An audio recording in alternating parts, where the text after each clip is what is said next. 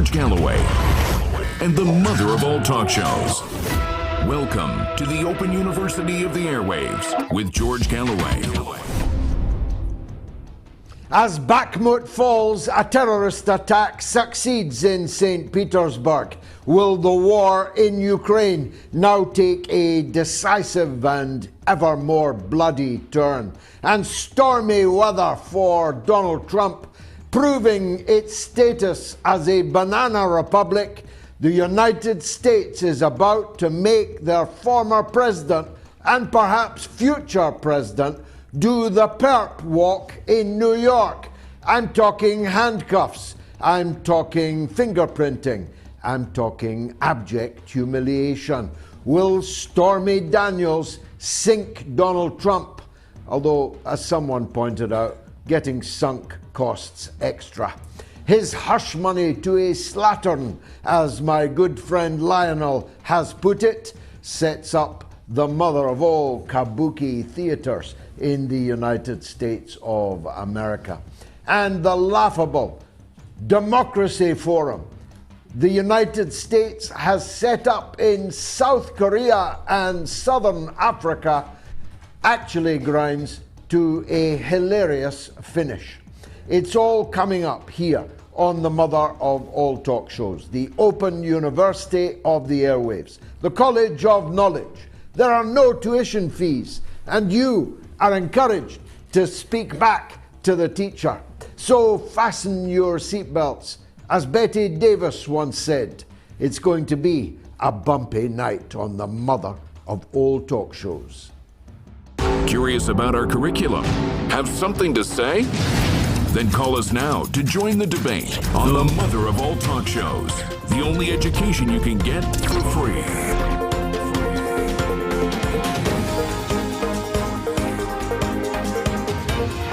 George Galloway, the mother of all talk shows. With George Galloway, the world is our classroom, and you're welcome to sit in and join the seminar. Wagner is in the center of Bakhmut, the place that was once described as vastly strategically important, and then not strategically important at all, but was strategically important enough for the Kiev regime to feed tens of thousands of their young, poor, bloody infantry conscripts into the mincer, has fallen and is encircled, cutting off the remaining troops that have not been killed or surrendered from any possibility of resupply or reinforcement. As insiders in Zelensky's cabinet make clear, whole areas of southern and eastern Ukraine now lie open to a full-scale Russian advance. But will that be the only consequence of today's news? Because a cafe reportedly owned by the founder of Wagner, the private military company that has just defeated NATO in Bakhmut, a cafe owned by him has just blown up, killing a very important man, a military man, a media man, a man of importance in the Eastern Ukrainian politics and therefore in Russian politics. You may not have heard of Vladimir Tatarsky, but everybody in Russia has. He fell for the old Trojan horse routine, that devilish maneuver of accepting a statuette from a complete stranger at a public meeting in a cafe. And he has paid for it with his life and the limbs of 6 other people who were cut down in the exploding statuette in the minutes, seconds after, I think you can see on the screen, the terrible explosion. It's a terrorist attack, of course. It's a terrorist attack on a vital and historic Russian city. It will surely be answered. The killing of the young daughter of Alexander Dugin was answered, if you like, in a macro way, All kinds of infrastructure was severely damaged and destroyed in retaliation for that terrorist attack. But it's beyond clear, surely, that Zelensky and his gang care nothing for the vital infrastructure of their country, still less for the lives of their countrymen and women. And therefore, it's likely that this time the revenge will be acutely personal. It will focus on individuals, not on decision-making centers, but on decision makers.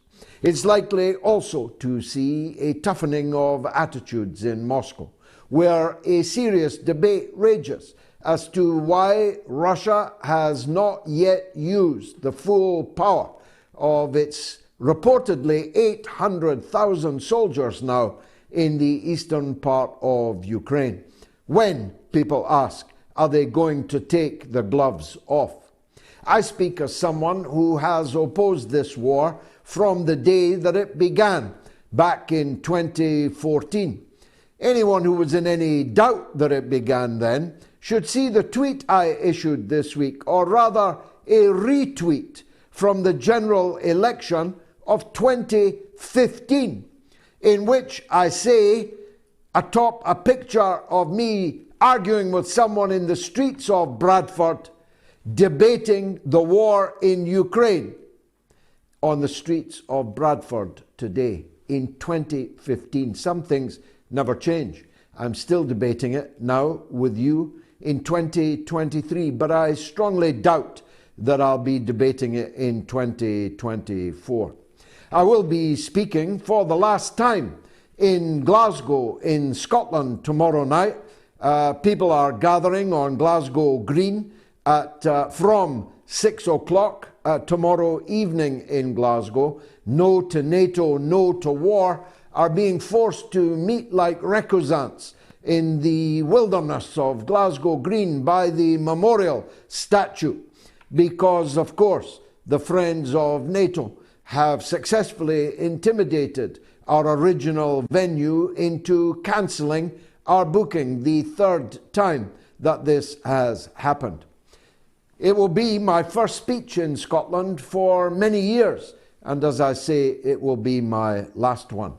And it's having to be held in a secret location near Glasgow Green. Everyone gather at Glasgow Green. All roads lead to Glasgow tomorrow from 6 o'clock. And in that speech, I'll be trying to share the wisdom of Peter Hitchens, the right-wing conservative columnist in Britain's biggest selling newspaper, The Mail on Sunday Today, in which he argues that the country has been willfully deprived of a vital material fact. And that vital material fact is that this war did not begin on February 25 last year. This war began with the violent, illegal, unconstitutional, US and EU organized and executed military coup that overthrew the elected president of Ukraine, sent him fleeing into the night, setting the parliament on fire, forcing the members of the parliament unconstitutionally to sign a decree that the president had fled and must be replaced. The second decree that they were forced to sign made illegal the use of the Russian language in all public affairs in the eastern part of Ukraine where everybody speaks Russian. In fact, Zelensky himself is a Russian speaker, can barely speak the Ukrainian language. That's how complicated this whole matter is, which makes the more shameful the visit of the British King Charles and Camilla to the German Parliament this week. Two divorcees on the throne of Britain, frolicking in Berlin. What would the deposed King Edward have thought of it? How different everything might have been. But in that speech to the German Parliament, King Charles, no less, repeated the absolute lie that the war in Ukraine on February 25 of last year was an unprovoked invasion. As Peter Hitchens points out, the very last thing in the world that it was unprovoked. It had been provoked every single day since 2014, with every barrage of rockets and shells and bullets that cut down thousands of people in the eastern part of Ukraine. Rockets, shells and bullets fired by the government forces sent by Ukraine into the areas that did not accept the violent overthrow of their president. Now, Peter Hitchens' use of the word willful is very important. It is not true that King Charles doesn't know this. It is not true that the television announcers, newsreaders, analysts, it is not true that the newspaper columnists do not know this simple truth. In other words, they are lying to the people they rule, they are lying to the people they're supposed to serve, they're lying to the customers of their television and newspaper interests. It is a militarized mendacity. It is an army of liars that have thrown sand in the eyes of the people of not just Britain, but the United States and all of Western Europe. It is a lie. I repeat the word, a lie, a calculated and deliberate falsehood to try and manufacture consent for a war which has wrecked our economy, emptied our military armories, cost the lives of our own soldiers on secret duties as so-called trainers and advisors, and risks the outbreak of a full-scale European war virtually certain to accelerate to reach the dismal high standard of an exchange of nuclear weapons. That's how important a lie it was. And into that lie machine have been drawn the grandees of the social media big tech companies, who also know that it's a lie. Just like they knew that it was a lie that Hunter Biden's laptop was Russian disinformation. They knew that it was a lie, as Elon Musk and his Twitter files has proved. They know that our rulers are lying to you and willingly have enlisted in the lie machine, in the army of liars. You cannot trust a word that these people say. And that's why last Sunday, 990,000 people tuned in to the mother of all talk shows. That's why we're starting MOATS in German in the month of May. That's why we're starting MOATS America as soon after that as we practically can, because the people need to hear the truth. There's a market for the truth. There's an audience for the truth. And there are sponsors for telling the truth to the people. And that's what we intend to do. Let me turn briefly to the farce that is the indictment of the former President of the United States, Donald Trump. Only a fool will need me to explain none of what I'm about to say means I'm a supporter of Donald Trump. But like Malcolm X, I'm for justice, no matter who it's for or who it's against. I'm for the truth, no matter who tells it. So here is the truth. Sure, Donald Trump may have paid hush money to a slattern, as my good friend Lionel in the United States inimitably put it. I don't know if he can be convicted of that or not, but I'm perfectly sure that he did it. And she won't be the only slattern that he paid hush money to. billionaires do that. Though taking a look at Stormy Daniels, I myself can't see what it was that captured his attention. But what I do know is that Bill Clinton paid a lot more hush money to a lot more slatterns, some of them provided by Jeffrey Epstein, I have no doubt, and I can't vouch for their ages either. But nobody is putting him on trial. Hillary Clinton committed a war crime in Libya, but nobody is putting her on trial. Hillary Clinton stole 1,000 times more documents from her job at the Department of State as Donald Trump ever removed to Mar-a-Lago, and I don't myself see Donald Trump as much of a reader. I doubt if he sits down burning the midnight oil, reading his presidential papers, but I know the use to which the Clinton crime gang put the documents taken by Bill Clinton and Hillary Clinton from inside government. And if you don't know, take a look at the accounts of the Clinton Foundation.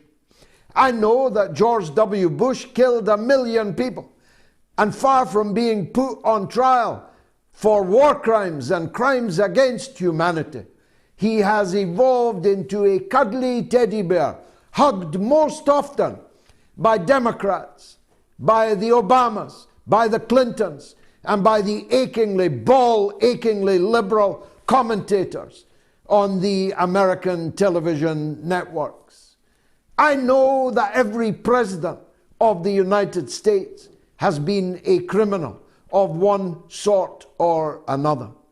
And therefore I know that the only reason the United States deep state can have decided to pursue this extraordinary banana republic move of putting their former president on a pep walk on Tuesday in New York, the only possible explanation is that they know that whilst they might have beaten him last time, and I accentuate the word might have beaten him last time, they sure as hell ain't going to beat him next time.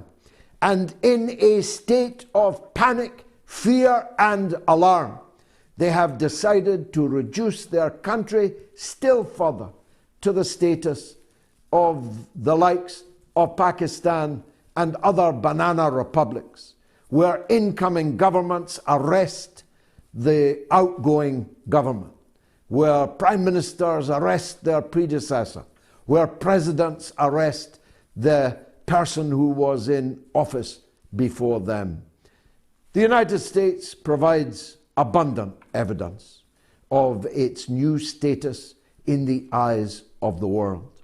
Whether it is the now 131 mass shootings in the first 3 months of this year, little children, their teachers, shoppers, cinema goers, sports enthusiasts, shot down by one maniac or another, with one manifesto or another, in the course of just 3 months, or whether it is the high farce of the country which murdered Patrice Lumumba, the country which set up Nelson Mandela and let him rot on Robben Island for 27 years, the country that supported apartheid and white supremacist rule in southern Africa, holding a democracy summit in Lusaka.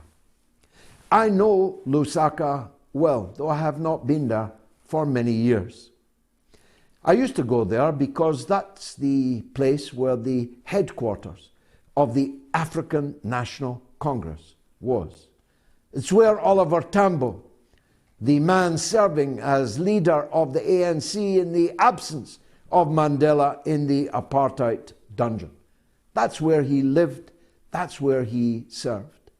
The bush, stretching out from Lusaka, was the place where the armed wing, the hammer of the anti-apartheid cause were spread out and trained. And the reason I used to go there was because I was part of an international army of those who were seeking to bring down white supremacism and apartheid in southern Africa. And we were in no doubt who our enemy was, not just the Boers, but the far more refined British, French, and even refined Americans who stood behind the forces of apartheid. Equally, we were in no doubt who our friends were. Every dinner that the armed wing of the ANC ever ate, every uniform on their back, every flight ticket that Tambo ever took across the world building support against apartheid, every materiel, every piece of propaganda, every piece of diplomatic support came to the black African majority from where? From Russia. Not from Washington or London or Paris, but from Moscow. And there is one place above all where Patrice Lumumba is remembered. His name stands proudly above the entrance to the Patrice Lumumba University in Moscow. And you want to turn the Africans against Russia? You want to win the Africans to your side? You fools. You poor, poor fools. Much more of this coming up in the next hour and 40 minutes, because this is the mother of all talk shows after all.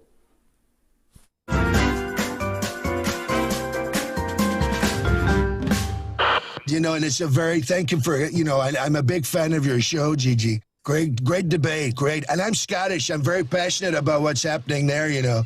I had a great mom. She was Scottish, Mary MacLeod. She taught me well. She taught me well at everything, including golf. I love Scotland, and I love the Scottish food. It's great food. I said to Melania, you know, haggis. Look at that. What's more Scottish than that? Me. I am that haggis. She said, what, thin-skinned and full of crap? You are listening to the mother of all talk shows with George Galloway.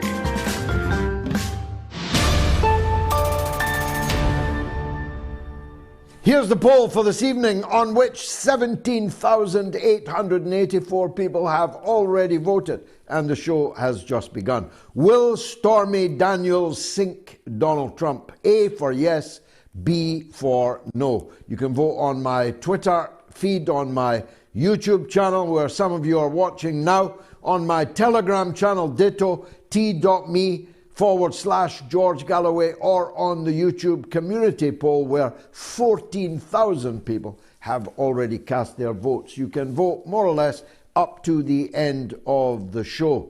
It's looking quite good for Donald Trump. If you feel differently, you better get your vote in quick. Here are the numbers through which you can respond to what I've said or didn't say. If you're in the UK or Ireland, it's 08081965522.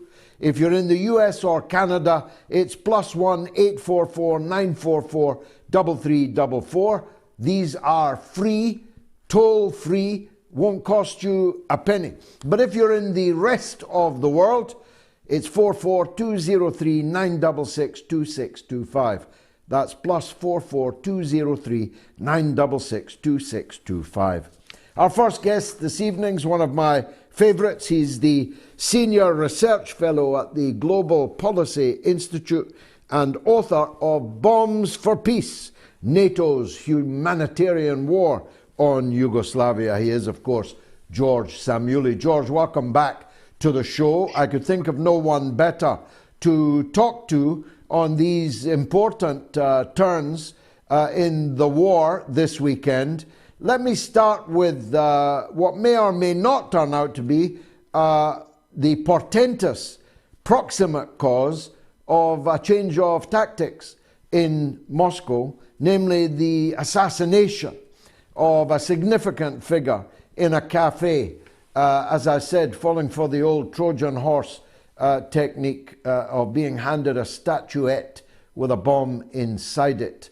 How significant is that, and what you think Moscow will be thinking now about how to respond? Well, it's hard to say whether it will be significant.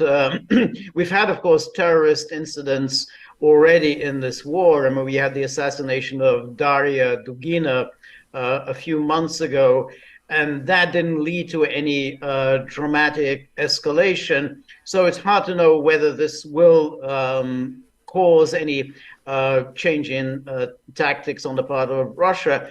I mean, I think the most significant event in the near future will be the upcoming offensive, and I'm sure it's coming, of the Ukrainian armed forces. I think the Americans and the Ukrainians are determined on mounting an offensive. Quite where it'll take place, whether it'll be Zaporozhye or whether it'll be towards Donetsk, it's not clear, but I think a lot is going to hang on that. If this offensive fails, then there may well be a push for some sort of a negotiated outcome for the first time on the part of the Americans. If it succeeds, then I think there will be very serious repercussions in Moscow. Now, let's talk about the fall of Bakhmut in that context. This is an operation that seems to have been more or less entirely mounted by the Wagner private military company, which, if I'm right about that, is a remarkable situation. The might of NATO, with all its weapons and its trainers and so on, beaten by a private army of convicts who secured their release from prison on condition that they serve in this particular army. How significant would the fall of Bakhmut be in the context that you just described? Well, it's hard to know exactly whether it will be significant, because it may be that the Ukrainian forces will leave Bakhmut and dig in a few miles westward. So we really don't know whether it's that significant, whether it's a feint, and that the real issue will be this offensive that the Americans are putting a great deal of emphasis on.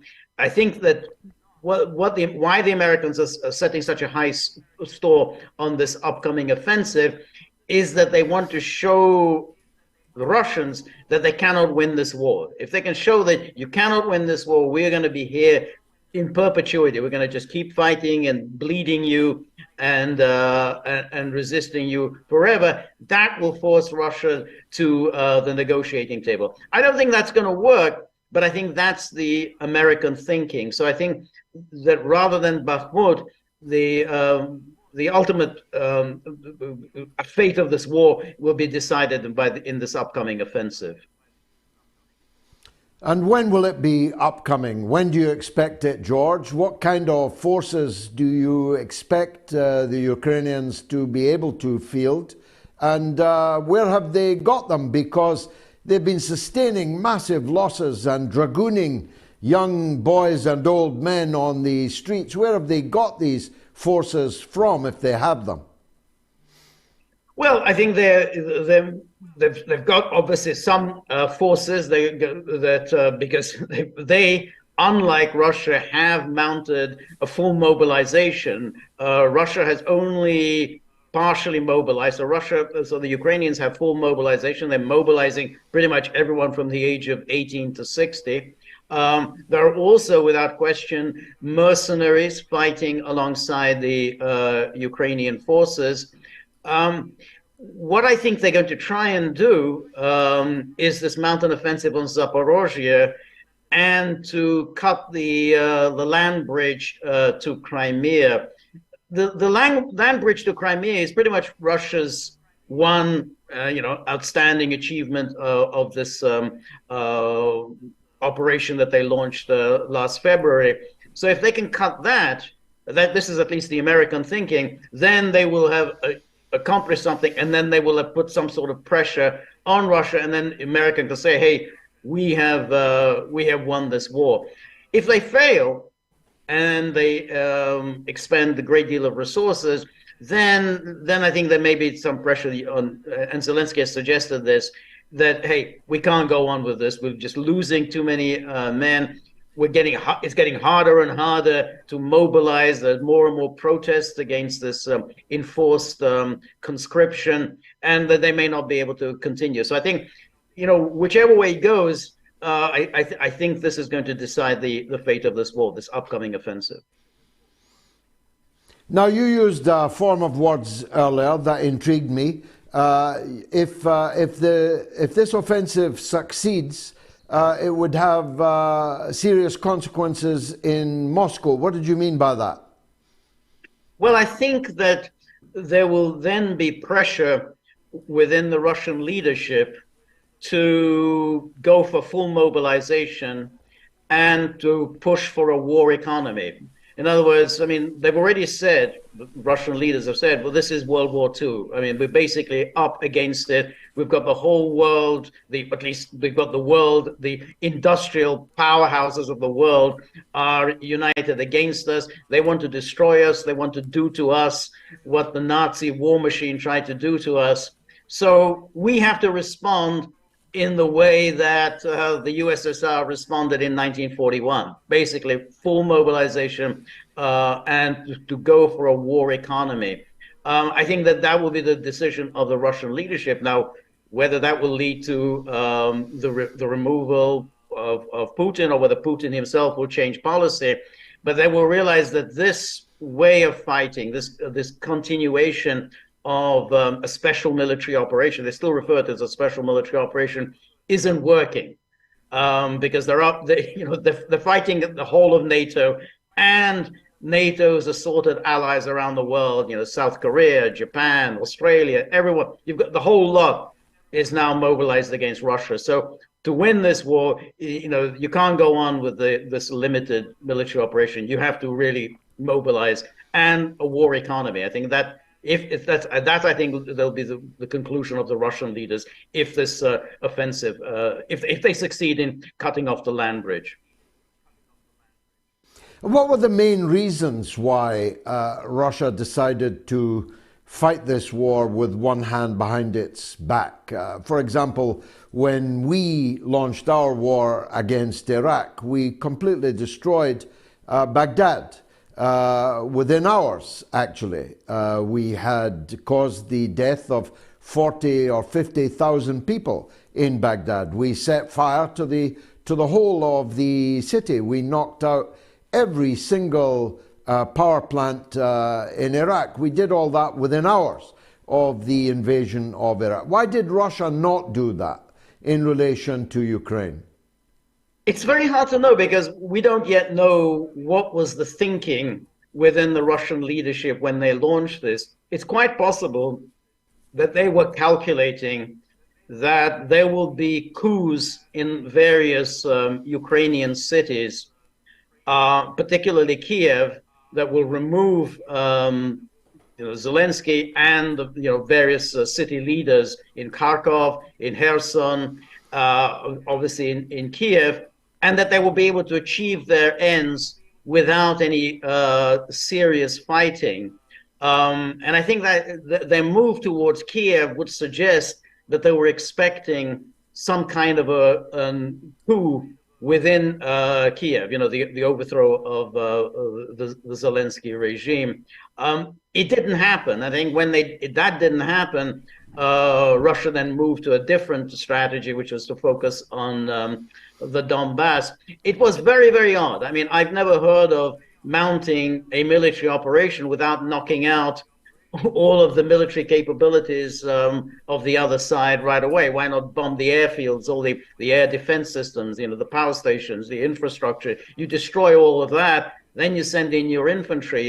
It's very odd that Russia didn't do it. That's why I tend to think that they had some intelligence suggesting that there might be an overthrow of the government, and then they could just simply come to some amicable agreement. I mean, to a certain extent, this happened. In Kherson, there was a change of power. It was taken peacefully. So there was a pro-Russian group that took power in Kherson, and the Russians took that over, that at least temporarily. So that would suggest that this is how the Russians were thinking, that they wouldn't need to mount a major military offensive to win this. Now, finally, let's turn west for a moment, George. The Prime Minister, you're in Budapest, the Prime Minister of Hungary has been more and more outspoken, hence he wasn't invited to the Democracy Forum organized by the United States, more and more outspoken. And today he said that NATO had destroyed both the economies and the moral purpose of the European Union by insisting, as it had, on full cooperation, turning the European Union countries into vassals of the United States. Is Orban's analysis finding an echo anywhere else in Western Europe? Not so far that I can see. You're absolutely right, George. I mean, he's becoming more and more outspoken and saying something that is obvious, which was that this is a project entirely conceived and executed by the United States. It serves no European interest whatsoever. It's destroying the European economies. It's leading to the possibility of an all-out world war with Russia. And the Americans are just sitting pretty. The problem is that Hungary is a very small country, and without any allies, his voice is limited. I mean, there are few people, a few individuals in Europe who echo him, but they have no power. I mean, the president of Croatia has sounded, similar notes to Orban's, but the presidency of Croatia is a purely ceremonial position. Same goes with the president of the Czech Republic. Again, he said sensible things, but again, the presidency of the Czech Republic is ceremonial. So at the moment, I don't see any echo, but it could change. I mean, we've seen strikes in Germany. We've seen protest after protest in France. Strikes in the UK. Who knows? There may at some point, it reach a critical mass, and people say enough already. We don't want your stinking war. What are we getting out of it? So, who knows? I mean, it could happen, but at the moment, Orban is out there by himself. George Szamuely, thank you very much indeed for joining us on the mother of all talk shows. How's the poll doing? Will Stormy Daniels sink Donald Trump? On Twitter, where 2,199 people have voted, yes 16%, no 84%. On YouTube, where 1,755 people have voted, it's yes 10%, no 90%. On Telegram, where 878 people have voted, yes 7%, no 93%. And on the YouTube community poll, where 14,000 people have voted, it's yes 12%, no 88%. Well, we'll be asking Garland Nixon later whether this opinion that's quite clear, discernible on all platforms in our poll is shared in the United States, and if so, why? On the face of it, it doesn't look like a good thing to be going into the primary season in handcuffs, metaphorically. But we're also, after the break, talking to the most famous White House correspondent in the whole world. Now, White House correspondents may or may not be household names in the US, but none of them are household names outside of the US, except one, our upcoming guest, Simon Ateba, who's actually famous, not for any questions he's asked, but for the fact that he's not allowed to ask any questions at all. The only African in the room, and he's silenced in the land of the free. Let me take a quick break and then we'll go to the phones.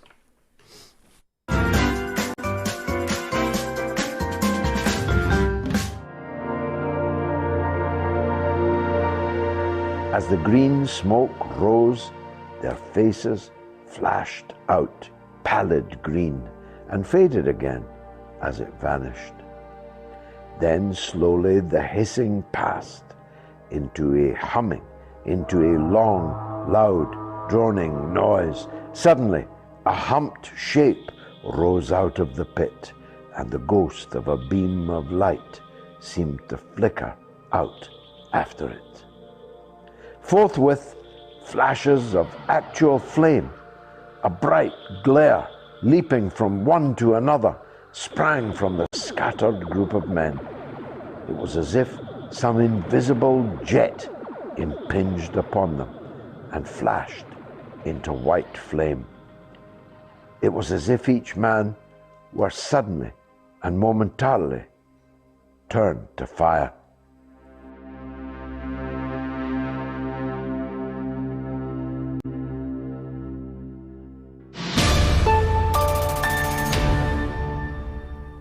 Hope you're enjoying that War of the Worlds, you Patreons, you. I'm deeply grateful to those who followed me on Patreon. It's sometimes the only wages I've got. And it is full of stuff that you won't get anywhere else, including original content and content that we have unearthed from the vaults. So if you can afford to, it's only £1 a week.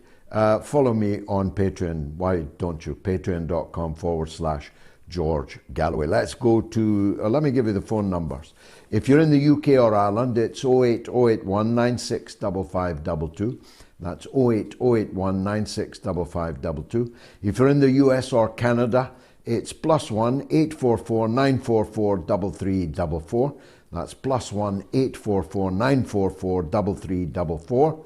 If you're in the rest of the world, it's +44 203 966 2625. +44 203 966 2625. A call from India, from Kasin on Ukraine. Kasin, welcome to the show, my friend. Yeah, welcome, sir. How are you? Oh, good. We don't get many calls from India, so I'm very grateful. Nice to hear from you. Yeah, thank you, sir. Thank you.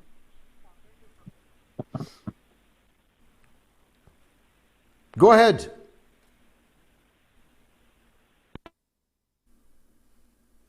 Kasin? What a pity. It was so short-lived, our unusual call from India. Let's go to Washington, D.C. then and talk with Michael. Is Kasin back? Michael in Washington, D.C. then. Go ahead, Michael. Yeah, I'm in the state of, U.S., the state of Washington.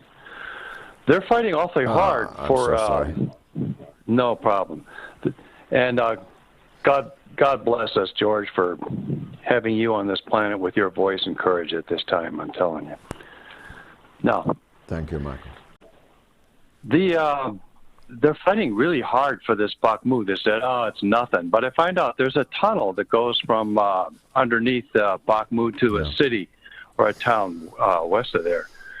They might have been hiding a lot of materials there, apparently, a lot of evidence. And I think they're fighting hard to torture chambers, who knows? And they're just putting an awful lot of emphasis on this one town. And even though they say, this is some kind of a special... wouldn't it be more the case that they're trying to hide some evidence and they really have a nefarious thing that they want to continue by defending Bakhmut? Yeah, well, you certainly wouldn't put it past them, Michael. You wouldn't put anything past these characters. There could be anything in those tunnels. That's right. And they have vacillated, as I said in my opening remarks, between calling it strategically vital. Zelensky went begging around the world, you need to help me save Bakhmut. If I lose Bakhmut, he told the Wall Street Journal, I'll have to compromise with the Russians, a statement which has now disappeared into the ether, can't even be found on the Wall Street Journal's website anymore. So it's hard to know. And people have different points of view. You may have noticed in my interview with George Szamuely a very obvious difference in tone to the statements, for example, of Colonel McGregor, of Scott Ritter, both of whom have insisted that Bakhmut is indeed strategically important, that a whole new set of towns and cities will immediately become vulnerable to Russian control if it falls. George wasn't so sure about that, wasn't so sure whether it was strategically important or not, and thought that the upcoming counter-offensive, which he seems very clear about, was by far the more important issue. So it's difficult for us to know, Michael, at this distance. I follow all the Telegram groups and accounts that give you blow by blow, sometimes far too many blow by blows on the war. I follow as much as I can, but that doesn't make me a sandpit general. And I never like to second guess military people about military things in any case. I suppose the best we can do is wait and see, Michael. Now you are in Washington State, as is Nathan, who's in Seattle. Let's hear from him on Trump. Go ahead, Nathan. Hey, George. Thanks for standing up and speaking courageously on matters that a lot of mainstream media outlets won't do. I am calling with the unenviable position of defending Donald Trump. This whole persecution of him it's a disgrace. I'm not saying I don't want to see Donald Trump in jail, but I'd like to see him jailed for other things that all of our politicians are guilty of, so we can have precedent for going after. Exactly. For going after the bigger criminals. And exactly. If he had some cellmates, if he was going to be banged up with Hillary Clinton, Barack Obama, Bill Clinton, George W. Bush, then I could certainly live with that, Nathan. Yeah. Well, yeah, no, it's shameful that they're going after him for having sex with a of-age porn star and paying to cover it up, as opposed to going to Epstein Island. I mean, if you got any pictures with Jeffrey Epstein and they were investigating those people, I would be all about it, because those are the people who are running our country into the ground, psychopaths who need to be stopped. But Donald Trump, I feel like this is going to only strengthen his position, and he's going to have a greater chance of becoming president because people are going to sympathize for him because, like, they see what's happening. They see that. Well, let me press you on that, Nathan. And the view you express is expressed by many, and overwhelmingly on our poll, which is now nearly 19,000 people. But I wonder if that really is true, if it's not wishful thinking on some people's part. Because we don't know what's in the indictment on Tuesday. We know the Stormy Daniels stuff, which I would have thought, and my legal counsel on this is my good friend Lionel, and he's very clear that Trump could not possibly be convicted on that count. But what if there are other counts? And what if other counts are added and added and added? I'm not so sure as you are and as the respondents are that this won't hamstring Trump's attempt to be the Republican nominee, at least, in 24. What do you think? I think this is it's a big show trial. Like Nancy Pelosi is coming out saying that Trump has the right to prove his innocence. No, you're supposed to be innocent until proven guilty. And I think I saw that. Yeah, this is just going to make people further entrenched in the belief that they have to vote for Trump. I am one of those people. I am all for seeing third parties.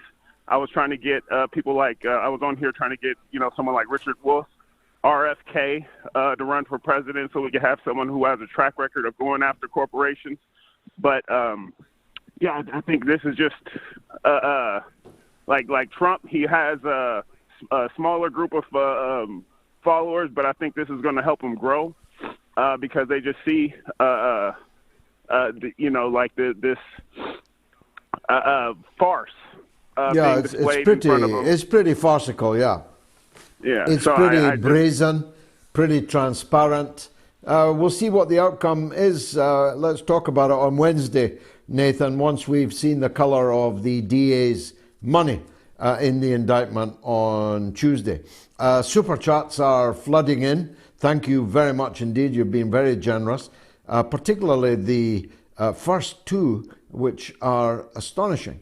Yusuf Abu Ayash sends $49.99. Yusuf, thank you so much. And my good friend Ian Puddick sends £49.99. I'm very, very grateful, Ian. Always to you. Sergio Furtado dos Reis sends 110 South African rand, which by my rough calculations is about £5. Sergio, thank you so much for that. Nasri Akil sends 10 Canadian dollars and says MOATS should be the world's media standard. Thank you, Nasri. And Karim Al-Nashi sends £4.99. Thank you. Dilip Manglani, €5.99. Sunday TV saw 1917 movie again, amigo. Impossible not to cry. Godspeed. Yes, a very good movie indeed. Sean Bebbington sends £3.25 and says no to NATO. Remember, if you're in Scotland, I'm speaking. It will be my last Scottish speech, and it's in Glasgow tomorrow night from 6 o'clock. They are gathering at Glasgow Green at the memorial, and you'll be led to the actual venue, which is nearby. Martin sends £5. Cheers, George, and congratulations on your anniversary this week. You bring some sanity to this mad world, and I always love tuning in for the show. Thank you, Martin. Yes, indeed, 11 years married and 3 children later. And as I promised her when I proposed, there'll never be a dull moment. Tony Soprano sends €5. The wonder story of Prince Charles at the Bundestag was a joke. Can't wait to see MOATS Berlin here in Germany. Disinformation 24/7 and hate. Thanks, Gigi. Thank you, Tony. I promise you that MOATS Germany is on its way. Let's get back to the lines. We've got Kasin in India back on the line on Ukraine. Kasin, go ahead, sir. Yes, sir. Sorry, my call got disconnected. So, sir, I want to ask you what you want to ask from me as an India side on Russia-Ukraine war. Yeah, go on. Sir, I want to ask you, what do you want to ask me? What do I want to ask you? It's you that's calling me. Yeah. As an Indian people, what do you want to ask us? What is our stand? What is our Tell me what the feeling. Tell me what the feeling in India is about the war. Actually, sir, we are feeling very, very bad because it is leading to World War. Okay, so in India, our officially response to the Russian invasion of Ukraine has been disintegrated among the major democracies and among U.S. strategic partners. Despite its discomfort with Moscow war, New Delhi has adopted a studied public neutrality toward Russia. It has abstained from successive votes in the UN Security Council, General Assembly, and Human Rights Council that condemned Russian aggression in the Ukraine, and thus far has refused to openly call out Russia as instigator of the Rest crisis. Yes, I'm aware of all that, but I'm sure the audience is grateful for you reminding them of it. Actually, India, China, Brazil, which vetoed the attempt to have the Democracy Summit condemn Russia just the other day, Iran, the Arab countries, right across the Middle East from the Atlantic all the way to the Gulf, and of course, virtually all of Africa. In fact, I'm struggling to think of one country in Africa that supports the US in the war in Ukraine. Thank you for that. I had a caller from London who's just disappeared. But we've now got 20,000 people have voted in the poll. If you want to join them, you've got about 40 minutes. Please do. Some YouTube comments. Zenith says, please get George to talk about the Restrict Act about to pass the US Congress. It's like the Patriot Act, but worse. Please call us on that. You'll know more about it than me. The YouTube community poll, some comments. Pine Gap Island Territory says, this is the stupidest thing they could prosecute him for, given all the many extremely serious crimes committed by pretty much every president. This is a raging disgrace. We have got a call from London. Ollie is in London and he's on next. Ollie, go ahead, sir. Hi, George. Good evening. Yeah. Good evening. Go ahead. Yeah, yes, I think ultimately, I think this Russia-Ukraine invasion or war, I think ultimately, I think Russia loses out. So first of all, I work in energy, so I really want to understand the energy market. So first of all, we see that Russia is being forced to sell its crude at massive discounts. So China and India are not doing solidarity with Russia. They are asking for massive $20 to $30 discounts to take in Russian crude. So a lot of Russian crude is being sold at way lower pricing compared to Brent. Also, now China knows it's the only game in town, and you can see that in the recent buildings and industries contracts that are being signed. And so Russia has lost the ability to play off both sides. Before, he could always play off Europe against Asia. He could always play Asia against Europe. Now it's lost, and China knows it's the only game in town. So in this relationship, unlike before, during the Cold War, whereby it was a much balanced 50-50% relationship, I'm afraid in this relationship, Russia is going to be a kind of junior. It's going to be a kind of junior partner, and since China knows it's the only game in town, it's going to continue to demand concessions, and which it continues to do. And also, ultimately, just like previous, the U.S. invasion of Afghanistan, the Soviet invasion of Afghanistan, ultimately, Ukraine has everything to die for, in terms of fighting for its land. And for a lot of Russian soldiers, they don't. So ultimately, Ukraine has all the motivation to continue to fight this war, and Russia don't, because it's not like they are losing Moscow or they are losing St. Petersburg. So I think in the end, the war is going to be long and protracted, and we do see it because why would a Russian soldier want to die for an extra piece of land in Ukraine? But for an Ukrainian, they are willing to do that because, again, it's a different, which is why, so I think on both balances, if you look at, I think ultimately Russia loses out on the fact that, they have only now one game in town, and China knows that, and ultimately, Ukraine, has all the time to wait in the war to continue to fight the war, just like Afghanistan did, just like Iraq did, against the U.S. Yeah. Okay, well, I didn't agree with a single word of that, Ollie. Maybe your opening hello, but I'm glad that you got the uninterrupted pleasure of reading your NATO talking points. Every one of the points that you made are exactly the NATO talking points that we hear uttered in the mass media and in the corridors of power. Listening to you, you would not know that the entire OPEC just dramatically reduced its production levels this very day.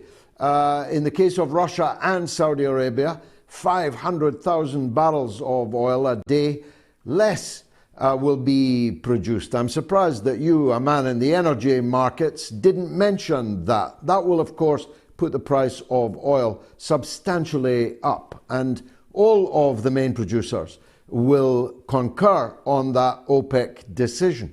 Even those not in OPEC are cutting their production. Listening to you speaking, you would not know that the ruble was the best performing currency in the world in 2022 and has started 2023 in rip-roaring fashion. Listening to you speaking, you would not know that Russia has a level of inflation about 1/3 of the level of inflation being suffered by Western European countries, that the Russian economy was growing faster and farther than any other European economy. Listening to you speaking, you would not know that our economies were falling through the floor. And listening to you speaking, you would not think that Bakhmut had fallen in the last couple of hours. Your determination to fight to the last drop of the last Ukrainian's blood is, of course, your prerogative, and you're welcome to proselytize for it here.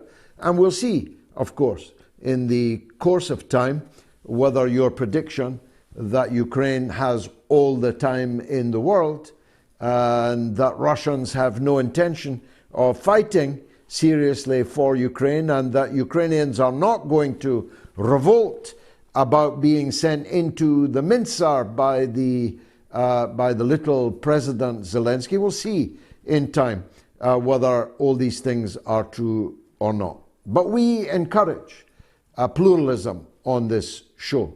Unlike the mainstream media, where someone taking my point of view would certainly not get that long uninterrupted to make the points that you did. Let's go to Florida and talk with Simon. Go ahead, Simon. Hello there, Mr. Galloway. It's a pleasure to speak with you once again. I do, as usual, have some extremely significant geostrategic news for you. Something that's gone largely underreported, but is absolutely monumental, is Russia's new foreign policy concept that came out in Russian on Wednesday. Then it was translated into English. It's 76 paragraphs long. But the most important thing is that it spells out in detail the vision that has been agreed upon by President Xi and President Putin. And it's very important for listeners to remember that Russia has the highest diplomatic status with the People's Republic of China, and that is called the Comprehensive Strategic Partnership of Coordination. So when Russia puts out a massive document like this, it is absolutely inconceivable that the Chinese have not been read into it and allowed to raise objections beforehand. Now, they've explained, and this makes Ukraine a skirmish on the edge of empire. It becomes utterly trivial without meaning to diminish the ongoing loss of life there. But in the overall scheme of things, they are talking about merging the Commonwealth of Independent States with the Eurasian Economic Union, with the Shanghai Cooperation Organization, with all of the countries in the Middle East, and with ASEAN, the 10 nations of Asia, into a huge economic federation. And it's interesting that you've had some calls of India, because just the day after that, unexpectedly and with effect, the next day, India put out a new foreign trade policy. And not only did they announce that they wanted to triple their exports in 7 years, which means a 21% compound growth rate year after year after year for the next 7 years, but they also said they wanted to internationalize the rupee and to completely de-dollarize all of their trade. Now, this is just days after they've done a deal with the Iranians to completely fit out and train the staff to operate the port of Chabahar, irrespective of U.S. sanctions, in the southeastern corner of Iran. And they've negotiated a deal with the Russians to build an entire city close to Vladivostok and then use that as a halfway point for the Northern Sea Resort to bring the very raw materials that India is going to need in order to achieve its goal of becoming a $5 trillion equivalent economy in short order by bringing a steady stream of resources via Iran to the west coast of India and via Vladivostok to the east coast of India. It is an absolutely massive transformation in the orientation of all of the geopolitical relationships in the world, and they have specifically excluded the United States, and they won't even refer to the United Kingdom. That's just called the Anglo-Saxons. They're specifically excluded from the deal, no matter the origins of Rishi Sunak, and yet they're telling now the individual members of the European Union that if they want to get on board with the new era, as the Chinese are calling it, and they're all flocking one after the other to meet President Xi, he is telling them that the condition that they have in order to join the Greater Eurasian Partnership on the far left-hand side of the map, so to speak, excluding America and Great Britain, then they have to exhibit strategic independence, which means breaking away from American domination. Very powerful case indeed, Simon. I'm grateful to you for the material on it that you sent me prior to tonight's show. We look forward to your wisdom every week on the Mother of All Talk Shows. Perhaps we should get you on the screen so that we can see you. You're a very clever and well-informed man, and the description you gave of the scale and speed of the shifting of the tectonic plates in the world is very, very much what I myself experienced in China with my wife just last week. In the next few days, in the first 11 days of April, the President of France, the Prime Minister of Spain, the President of Brazil, the head of the European Union, in just 10 days, will all be in Beijing. I just got out in time. I would never have got a hotel room for them and all their retinues checking in. Simon, Ateba is up in the next hour, the most famous White House correspondent in the entire world. Just fancy that. They may not call him to speak in the White House press room, but we certainly are. Right after the break, we have Simon Ateba. Stay tuned.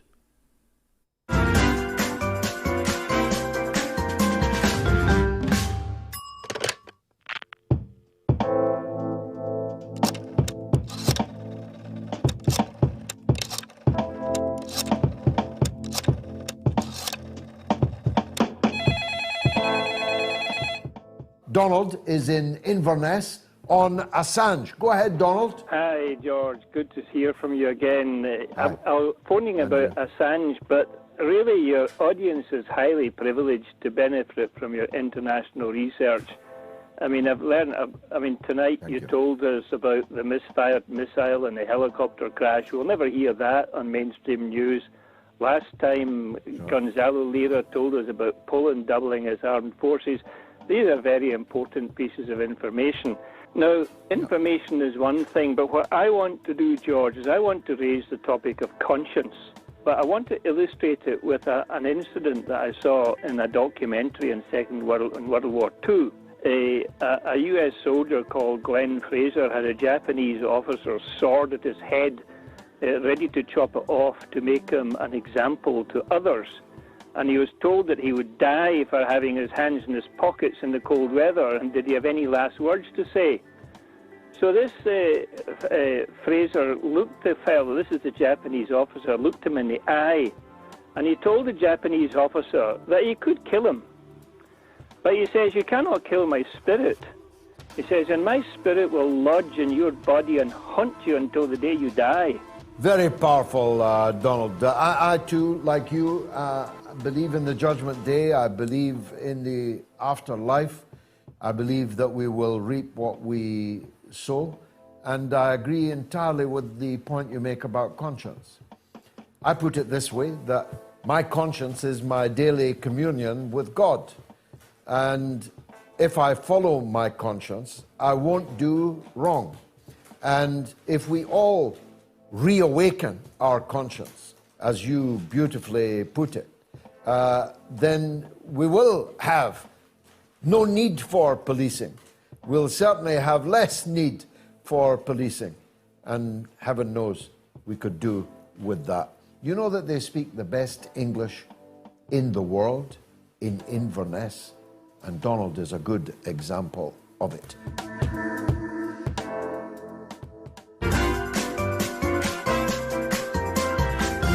You are listening to the mother of all talk shows with George Galloway.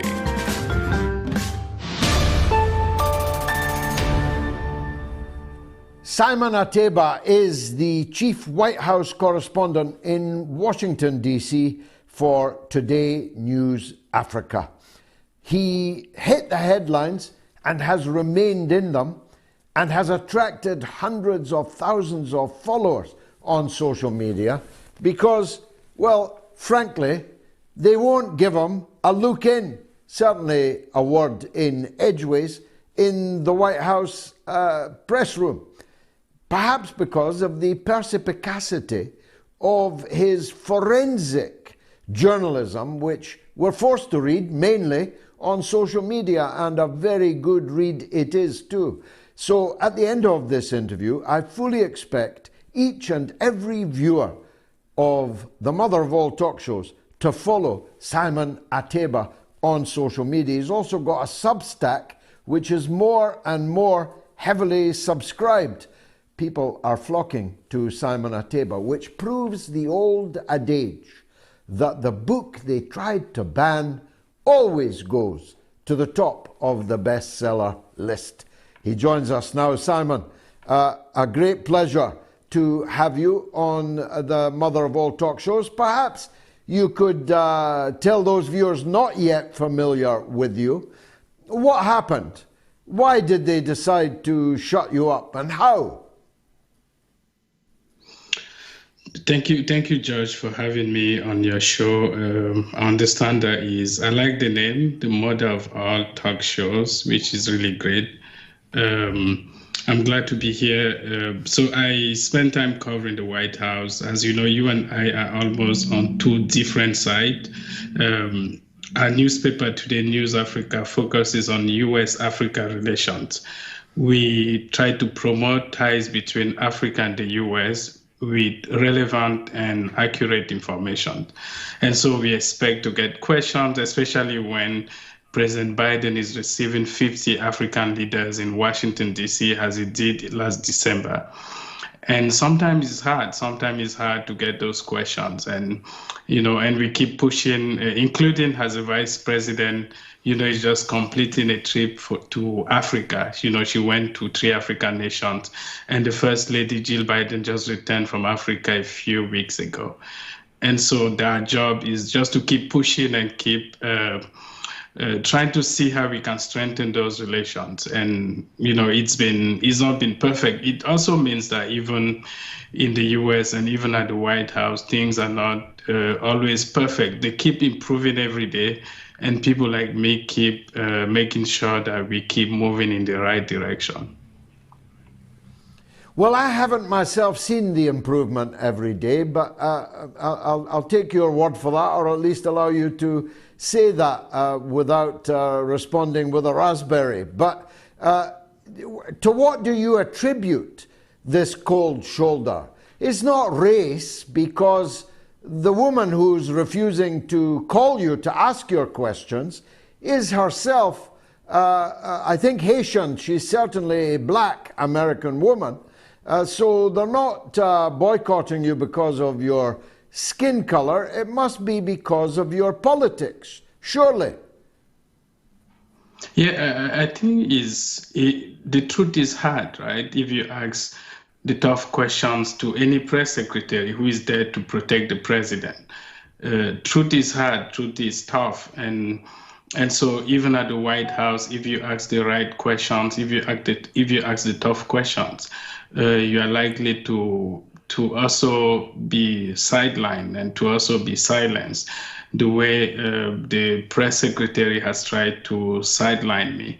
And as I said, it shows that even at the White House, improvement has to continue. It's not a perfect situation where, because you're in the US and journalism is perfect. It's not. And you have to keep pushing. As I said, our publication Today News Africa focuses on strengthening ties between US and Africa, and we can only do that if we are given access to provide our readers with accurate and relevant information between those ties. If you sideline us, what happens is we are not allowed to do our job even right here in the US. But isn't that symptomatic of the US's actual attitude to Africa? I mean, you may be keen on having good ties to them, but they don't actually give a damn about Africa. So the US is trying to improve ties with Africa. As you know, last August, the Secretary of State Blinken went to South Africa and the DRC and Rwanda. And while he was in South Africa, he unveiled the new US-Africa policy, in an attempt to strengthen the ties between the US and Africa. And last December, President Biden also hosted the US-Africa Leaders Summit in Washington, D.C., which was only the second summit to take place since President Obama left office. The first one took place in 2014. And as I said, the vice president just completing a trip to Africa. She went to Ghana, Zambia, and Tanzania. And the first lady also just returned from Africa. But those trips are not enough. We see China expanding ties in Africa. We see China investing heavily in Africa, while the US seems to be retreating. So I won't say that the US doesn't give a damn. I will say that the US is losing power and losing strength in Africa. Well, of course, many of these trips, Kamala Harris recently in Ghana, is not to build ties with African countries like Ghana, but to give them orders. In the context of a democracy forum, she lectured Ghana on what their policy should be on LGBTQ plus and trans issues, for example. They go to these African countries not to build ties with Africa, but to warn Africa against getting too close to China. Isn't that true? And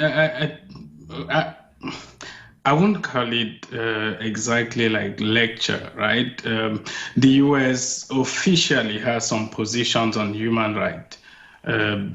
Officially, the US believes that human rights are important. And when the VP was in Ghana, and even when she went to Zambia and other countries, she talked about human rights. She talked about, the fact that US and Africa should continue to strengthen their relationship. She also talked about the debt, which is a big problem with the IMF and the World Bank, especially, a lot of African countries got billions and billions of dollars during COVID that they are unable to pay.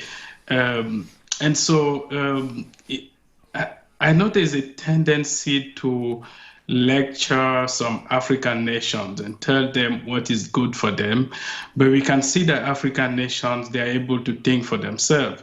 As you know, in more than 30 African nations,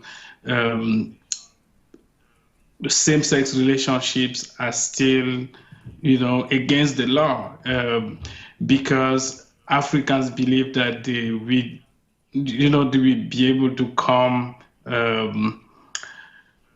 to bring about solution to their own problems. They don't really wait on Kamala Harris to tell them what to do, or even President Biden to tell them what to do. I think that Africans right now, they know they can make their own decisions, and they know who is their friend, who has been there for them, and who they should do business with. And right now, African nations are doing businesses with China, with Russia, with Europe, with the US, and with other countries. the US is trying to explain to them that they are the best alternative, and has someone who works for Today News Africa and trying to strengthen ties between US and Africa. We believe that it's in the interest of Africa to strengthen ties between US and Africa. Finally, Simon, what's the attitude of your fellow correspondents there in the room? Have they been supportive to you? Give us a picture of that, if you would. Yes, so most people don't do it in public. Most people send me text messages, write me on Twitter, see me outside the White House to tell me that they really want me to understand what I'm trying to do, and they support me, but they can't do it in public because it will put them in the bad book of the press secretary. So they can't stand up for me in the briefing room. How brave of them. I don't know quite how to put this, but if she was working for me, I'd definitely be looking for a replacement. I have seen press secretaries by the dozen in my political lifetime, and she is by far the worst, almost farcically so. Do the press corps think that way, or are they too diplomatic to say so? So when Karine Jean-Pierre, the name of the press secretary, when she came last May, she's going to clock 1 year in May, and this is already April, so she'll be 1 year in, on her job next month. At the beginning, it was tough. She made some improvements. She used to read the binder a lot. And as you know, the US is a superpower, like, Russia and other big countries in the world, where you try to address global issues. When President Putin is having a press conference, they don't just ask him about Russia, they ask him about Ukraine, about, the US and Europe and different things. It's not the same thing in many countries around the world. In the US, it's the same thing.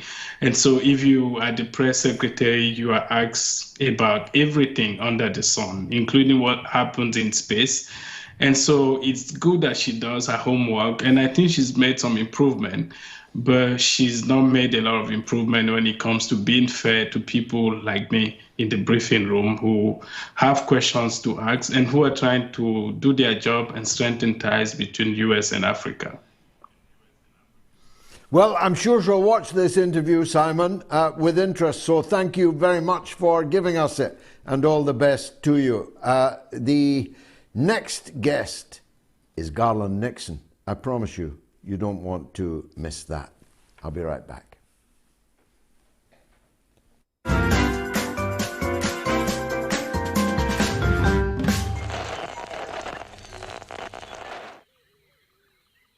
The airwaves. This savannah is a rigid dichotomy of fact and fiction. As Fisher says, the Twitter sphere where the slightest misjudgment can spell being cancelled. One species rules over the airwaves through its ability to adapt and survive in even the harshest environments. The George Galloway.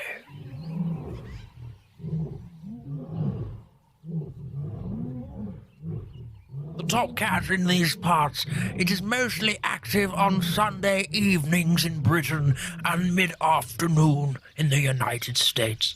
It seldom roars during the day. Most notable for its wide variety of headdress, it protects these parts from the mainstream media. You can catch this fine specimen on the mother of all talk shows. Don't pick a fight with it. They've been known to bite back.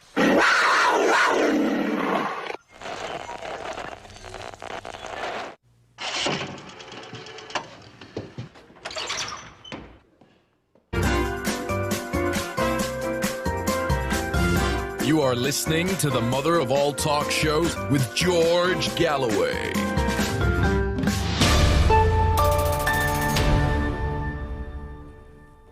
Now, will Stormy Daniels sweep away Donald Trump, or as our poll puts it, will Stormy Daniels sink Donald Trump? Overwhelmingly, our respondents, between 83% and 90% of you, think that she will not, and 20,000 people have voted. You can get your vote in the next 10, 15 minutes.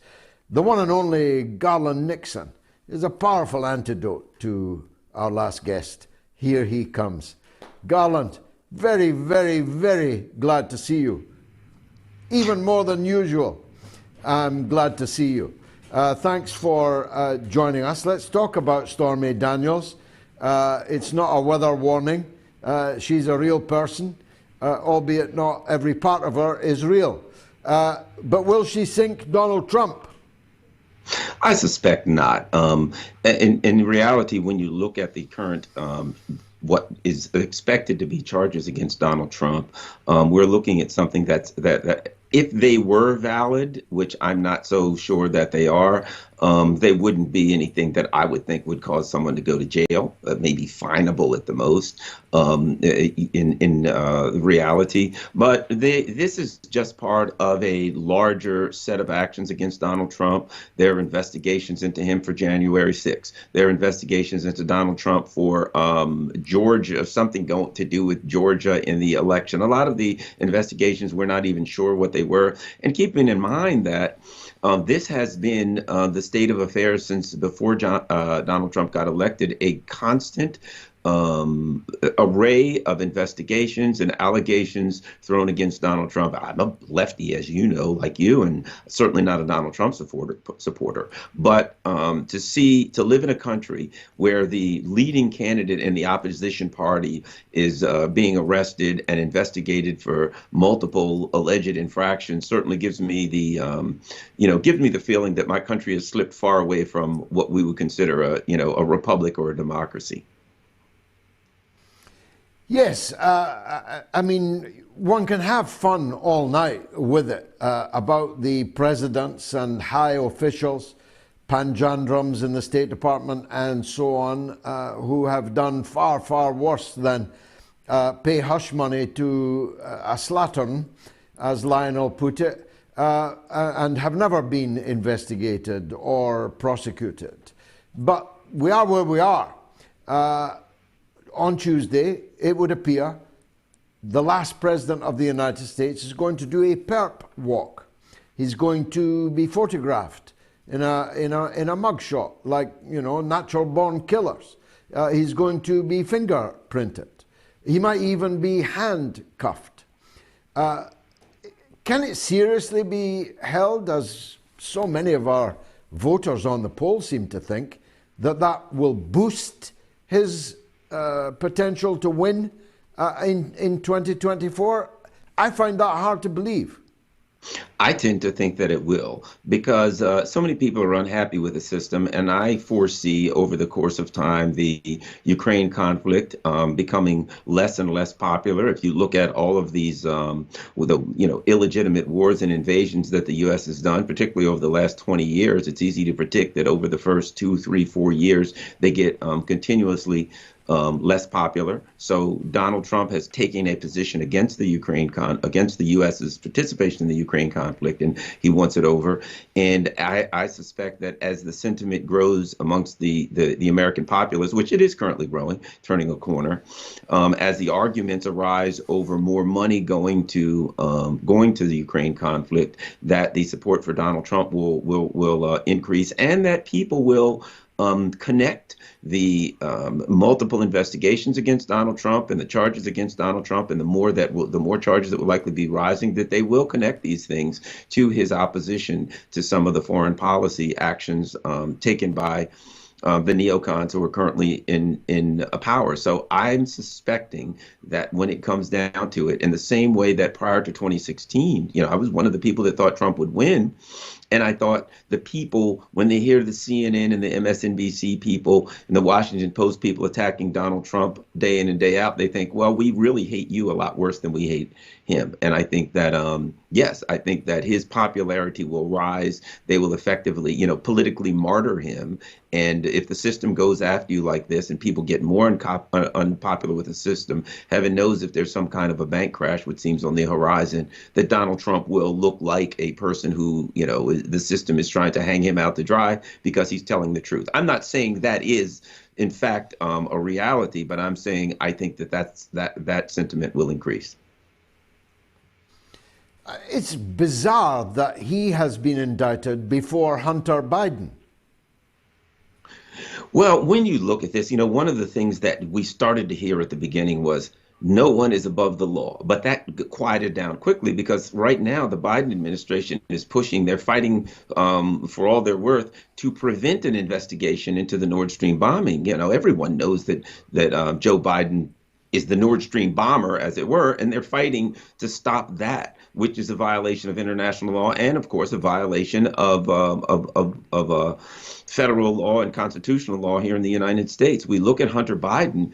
Well, you could go on forever there. The FBI has admitted that they had Hunter Biden's laptop for an entire year before the 2020 election and the controversy arose, and they didn't see fit to investigate any of the multiple issues in there that certainly appear to be of a criminal nature, and the most obvious one being a violation of the Foreign Agent Registration Act, the FARA Act. Clearly, there are multiple violations of that by Hunter Biden. So the idea that no one is above the law is not sticking to. I mean, you could go on and on. Hillary with the multiple 33,000 emails erased. Where does it stop? So it becomes very, very obvious that Donald Trump is a special case. That this is in fact selective prosecution, which again, selective prosecution is unconstitutional on its face.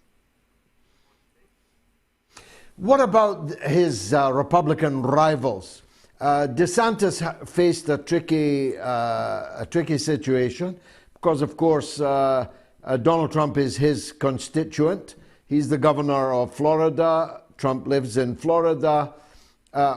If Trump did not surrender to the New York authorities, DeSantis would have had to grant extradition from one state to the other.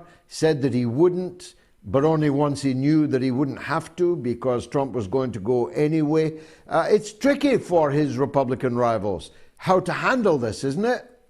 And it's particularly tricky for a number of them because they are inured to the same corrupt system that's going after Donald Trump. So they want to keep, 1 foot inside the circle and 1 foot out. They want to certainly, maintain support from the, maybe 35, 40% of the Republican Party that's diehard Trump, that's not going anywhere under any circumstances. They know they can't win without that. But at the same time, I suspect that a number of them are aligned with the system. And if they can find a way to get Donald Trump out of the way so that they can seek their own political fortunes, they'd be happy to do it. So it's a tightrope walk for particularly someone like DeSantis. And to be quite frank, not that I support either of these parties, but I see DeSantis very much like a Joe Biden, a person who will, talk a populist game, et cetera, when he's out of office. And as soon as he gets into office, he is part of the machine in the worst kind of way. Now, I don't know what the opinion polling is, or even if there's been any, but I do know that Donald Trump raised $5 million in the 48 hours after this indictment was publicized, and it's presumably grown a fair bit since then.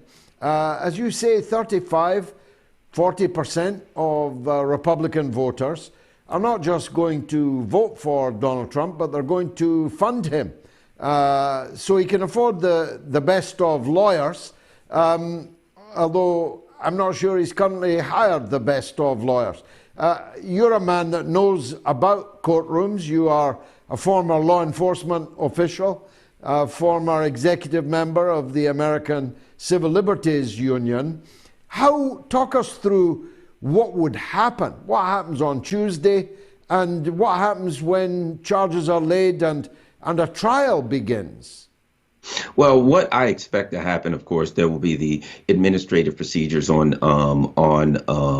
Tuesday, where he will be advised of the charges against him, and he will, of course, in all likelihood, the fingerprinting, they call it processing, where he is fingerprinted, where he has to present identification, and where he takes a picture, which is commonly known as a mugshot. Basically. He will be identified as who he is, and then he will be presented with the charges against him. I would expect immediately his representation to pour over the charges and begin filing motions for dismissal. It wouldn't surprise me if some of them are successful. I don't know, but that's what in the immediacy, they'll be filing motions for dismissal, picking the charges apart. And, keep in mind, again, these are charges that the Federal Election Commission, that the federal government looked at and elected not to move forward with it. So the federal government decided, well, there's no there. And so some local attorneys in New York decided, we're going to take these same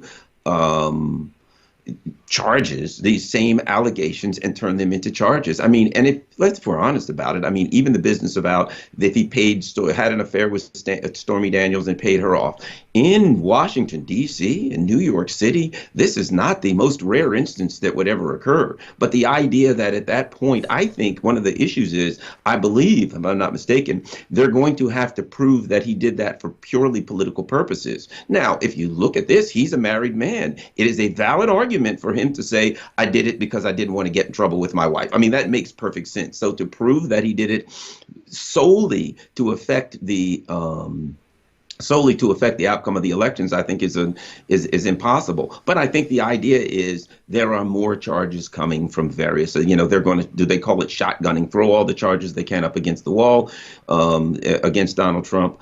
And try to find a way to prevent him from running, because most likely he'll win. But again, a lot of people in other countries may not realize that Eugene Debs ran for president, I believe in the 1920s, somewhere around that, from prison. So the Constitution only says, you have to be 35, et cetera. It sets out the standards, but one of the standards has nothing to do with being convicted of a crime or being in prison. So none of those things, I don't believe constitutionally that Congress will be able to find a way to stop Donald Trump from running, regardless of how many charges that they allay against him over the course of this time. I think it's busy work. I think it's public relations, et cetera. You'll like this comment on YouTube. Timothy Gibbons. Garland's IQ is too high. There should be a brain warning when he is coming on. And so say all of us. Garland Nixon, thank you very much indeed for joining us on the mother of all talk shows. I'm sure we'll speak again on this subject. I think the poll is about to close. It's 20,525 strong, almost a record, but not quite a record. And overwhelmingly, people think that Stormy Daniels will not sink Donald Trump. Here's some emails, because we get them too, on air at MOATS.tv. Hi, George. You might find this comment a bit cynical. However, I see the USA as a Pakistan Mark II situation. As you have said before, Imran Khan is headed for the gallows. Donald Trump, is he heading towards a jail sentence and another victim like Epstein? Baba Vanga did predict that Trump would die a mysterious death. Best regards, Mohammed Tony, enigmatically. Back to the lines. Muzaffar is in California on Trump. Go ahead, Muzaffar. Hi, good morning or good afternoon. Yes, good afternoon, sir. What would you like to say? Well, I'm a little bit concerned about Donald Trump, not as much concerned, much more concerned about the 70 million people who voted him in office. These people have been brainwashed by the media, and the media has been nothing but full of lies. The Prophet of Islam said, the disadvantage of lying is that your enemies don't believe you, but your supporters believe you. So now we have created a bunch of supporters who are base the opinion on lies. And these lies have turned the people in favor of Trump. If we need to bomb anybody, we should bomb all the news media stations, not the power grids or anybody else. Let's not. No, let's not bomb anybody anywhere. Let's stop the bombs from falling. What do you think the impact of Tuesday is going to be in California or indeed in any of these states? How will it play in Peoria, as they famously asked? Well, I think those who favor him will favor him even more, and those who are against him will not change their mind. And so you don't think it will affect the course of, say, the primary season coming up in the Republican Party, for example? I don't foresee that. I think that his chances of winning is very good simply because of the fact that most of the media, especially CNN, Fox, which most people watch, are very much in his favor. And him. These media and there's no real rival, is there? Right now, we don't see any real rival. The guy in Florida. He's like he's like the deadly upas tree, under which nothing else can grow. Muzaffar, as you're in California, let me ask you this: there are a lot of people think that Biden cannot possibly run again. That Kamala Harris is too intellectually challenged to be allowed to be the Democratic nominee. And many people think your governor, Newsom, will be the Democratic candidate. What can you tell us about him? Well, I hope Newsom is, because he's certainly much more balanced in the Democratic Party than anybody else. But based on tradition, it has to be the vice president. So I don't know if we're ready to break that tradition or not. As far as they'd be making a very big mistake, in my view. She's the Spyro Agnew of this case, and only thee and me of a certain age perhaps know quite how bad that means. Muzaffar, thank you for that. Back to the super chats. Martin Walsh sends £9.99. Thank you, Martin. My football accumulator didn't come up this weekend, George, but you're due a few quid from me. And thanks for the follow back on Twitter on Friday. Keep on telling the truth. GGMU. My goodness, Martin. Wasn't the team miserable today? James Mowat sends £5 and says, Tommy Sheridan was on RT and did a great interview. Hope you can see it. He could actually be prosecuted for giving an interview on RT. I wouldn't like to, despite my many differences with him now, I wouldn't like to see him back in jail. Rico611 sends £20. I've discerned that the rhetoric and propaganda has been stepped up against China, albeit no mention of the Uyghur Muslims, as if they really care about them or human rights. Could this be a distraction of the failed proxy war? No, I'm afraid the Uyghur question has dropped down the agenda somewhat, debunked comprehensively as it has been. It's all Taiwan now. Taiwan, Taiwan, Taiwan. Rudolph Grasspointer sends €5 and frequently does. I'm very, very, very grateful. And he says, MOATS Deutschland bitte, which means please. It's coming, Rudolph, I promise. Sailing Prepper Dark Secrets sends $10. So unlikely any other president of the United States. Donald Trump is going to have more in common with 77 million Americans. One in 3 adult Americans has a criminal record. Is that really true? My goodness. Back to the lines. Dan is in Saskatchewan on Russia. Go ahead, Dan. Hey, good evening, George. Pleasure to be on your show. Thank you, sir. Go ahead. I wanted to bring up Sevastopol. Just a couple facts that seem to be forgotten by the majority of people here. That it was 1792 when Russia started building it. They've been in control of it since the day it was opened. It's an integral part of Russian defense, but somehow they've lumped it into those 1991 international borders of the Ukraine that has to go back to Ukraine without negotiation. I just wonder if I could get your opinion on just how escalatory that was and how the rhetoric not changing has helped escalate this even further. Just wondering your thoughts on it. Yeah, Jonathan, sorry, Dan, without a doubt it is escalatory. All of this rhetoric is. Zelensky said yesterday that there will be no negotiations with Russia until all Russian forces have left without a fight. Now, he means, of course, the evacuation of Crimea, which voted overwhelmingly, well over 90%, to rejoin Russia, which had always been a part of Russia and where almost every person who lives in Crimea is actually Russian. These are fantasy schemes. I'm not ruling out that Ukraine can have a successful counteroffensive, can make territorial gains. I'm not ruling that out. What I am ruling out is that Russia will allow itself to lose the war, lose Sebastopol, lose Crimea. And you don't have to be Einstein to work out what I'm saying here.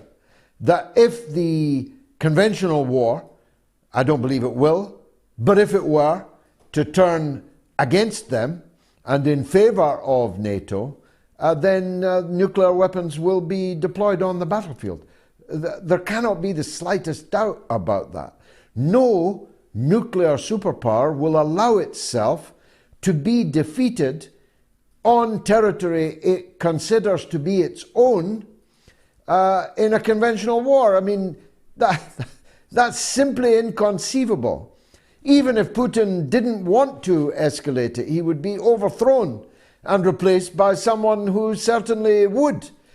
So that's why I'm so keen to bring a stop to this conventional war, because I'm certain that it has the real possibility stroke probability of leading to an exchange of nuclear weapons. Now, some of you say, well, it'll be battlefield nuclear weapons.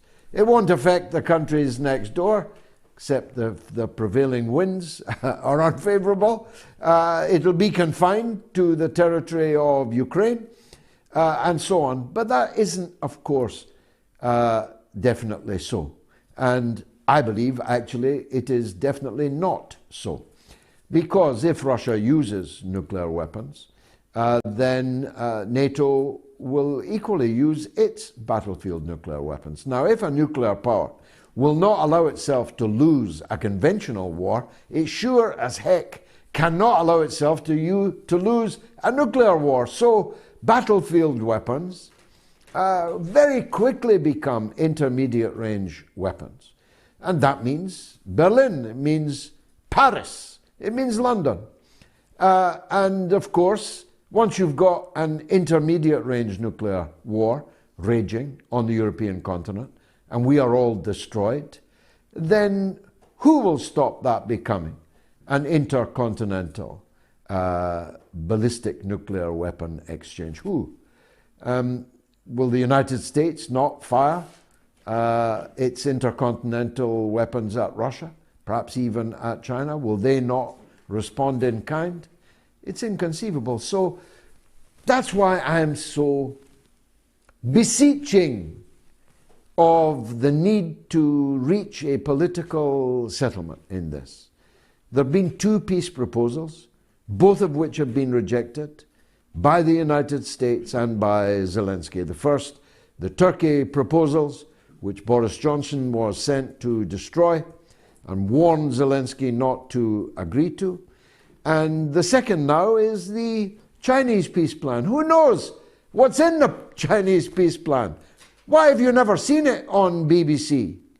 Why have you never read it in The Guardian or The Times or The Washington Post? Why not? Because they don't want a peace plan, because they still think that there's something for them to be gained by continuing the war. And I think that the interview with George Szamuely earlier was quite somber. He now says everything turns on what he says is an upcoming Ukrainian counter-offensive, which means that all the other chaff that we've read was false, to put us off the track, and that Bakhmut doesn't matter. They're planning something else. If George is right, then there's going to be the mother of all battles upcoming as the Ukrainians launch a counteroffensive and as the Russians seek to defeat it. Final call, I think probably, is from Jonathan in California. Jonathan, welcome. Hi, Judge. Thank you for Hi. calling me back. Yeah. Go ahead, sir. Hi, Yeah, can go you hear ahead. me, Judge? Yeah. Yes, you're on the air. You're on the air. Yeah. Yeah, I watch your videos. Sometimes you refer to, Saint Augustine, right? About City Yes, of God. yes. Yeah. I dreamt yeah. I saw St. Augustine. Yeah, yeah. Before I tell you, I want to tell you a thing. Before I want to tell that, when you have time, please refer Saint Jerome, who is at the time of Saint Augustine, and also Sir Isaac Newton, scientist. What I'm going to tell, they also had similar views. So the thing, the West I see, the present West, it's collective West. When I say West, collective West, Western Europe, America, Canada, and Australia. The collective West is a empire of Germanic tribes, say like Anglo-Saxons in Europe, UK, and then Franks in France, and then Lombards in Italy, and Goths. So the Romans' time has gone, and then for some time Byzantines had rule over the West. Now with the time of the empire of Germanic tribes, it started at when Szamuely was crowned as an emperor of Romans on Christmas Day, 800 AD, right? So Newton predicted that the West must come to end after 1260 years period from that. So what I'm saying is there will be a theological battle, war of words with the West. We will have it somewhere around 20 years from now upon this following statement, which I'm telling you. The statement is, West, the empire of Germanic tribes, is the beast of the prophecy, and Protestants are the 10 horns of that beast, and Church of Rome, which sat upon these people during the Dark Ages, is the Babylon of the prophecy.